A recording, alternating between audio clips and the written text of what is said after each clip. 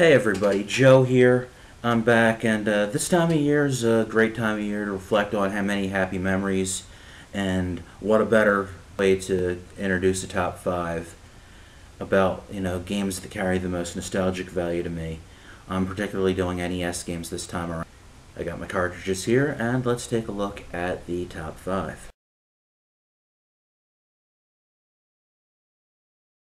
This is Rampage. Rampage was a game I never heard of until my cousins brought it over, and I just thought it was like the coolest thing, so I had to get my hands on it, and when I did, I played the heck out of it. And then, years later, moved forward to today, and it was a game I had to get my hands on when I started collecting. I still break it out and play it now and then, even though I actually just got my hands on the N64 Rampage World Tour. But I have a feeling I'll be playing this one a lot more just on the nostalgic value.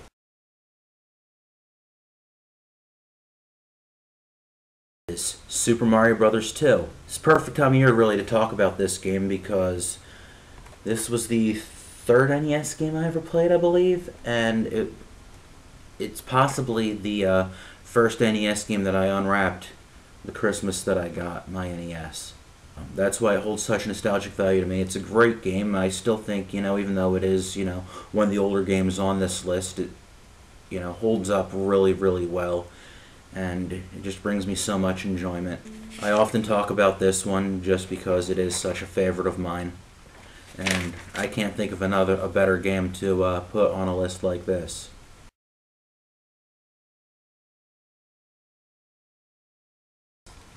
The Legend of Zelda.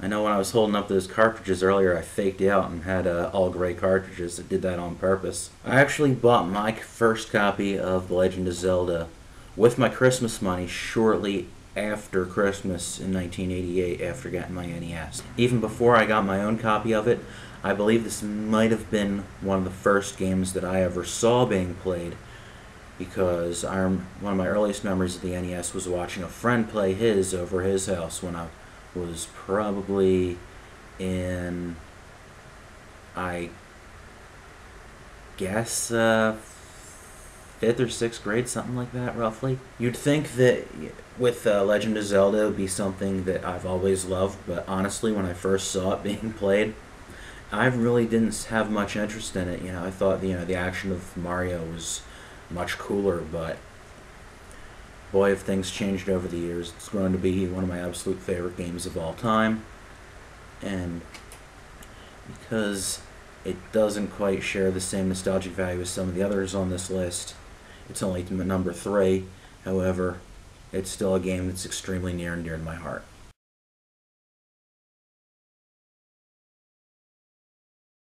If Super Mario Bros. 2 wasn't the first game I opened on Christmas, it was probably this one. Castlevania 2 Simon's Quest. Castlevania 2 is often thought of as the weakest in the original Castlevania trilogy on the NES. However, it holds the most nostalgic value because it was the one that I had growing up.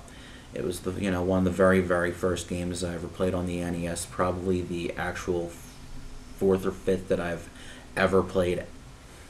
It's still a game that I play very often and enjoy very often. Not quite as often as I play Super Mario Bros. 2, but that's merely because this requires a lot more time to play it.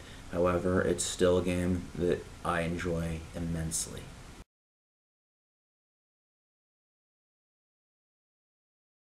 Mega Man 2. Before I put this list together, I was talking to a friend of mine, and I told him about how when I recently got this back into my collection again, and I first put it in my NES and started playing it, that I just couldn't contain the smile on my face. I actually never owned this one as a kid.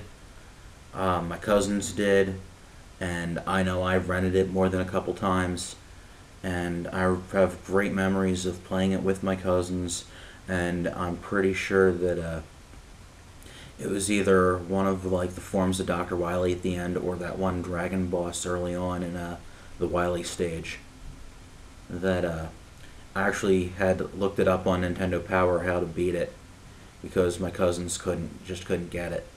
And just that joy of helping them beat it, not taking over the game and doing it myself, but actually finding out how to beat it and then telling them so they could do it, not stealing their glory since it's their game. What really stands out is, that time I got it in my collection again, started playing it, and just from the moment I heard that opening theme song, just, the smile came on my face, and just the memories came back of, that time with my cousins, and also just, the game itself being just that good, the challenge, the fun, the sounds, the colors, and just playing it for that first time, so many years was like seeing a friend you haven't seen in like a ridiculous amount of years. Probably one of the nerdiest things you'll ever hear is just, somebody getting emotional about Mega Man 2, but I don't care, it's the truth. And that's the list for this week.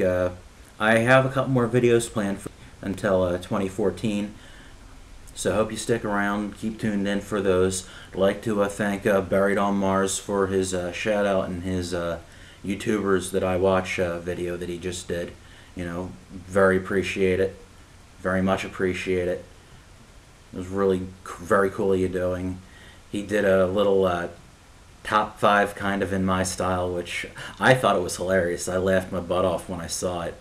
And I really appreciate everyone who's been watching my videos, people who subscribe, people who like the page on Facebook, my Twitter followers even. I don't know how many of them actually watch, but they're there, and I appreciate that.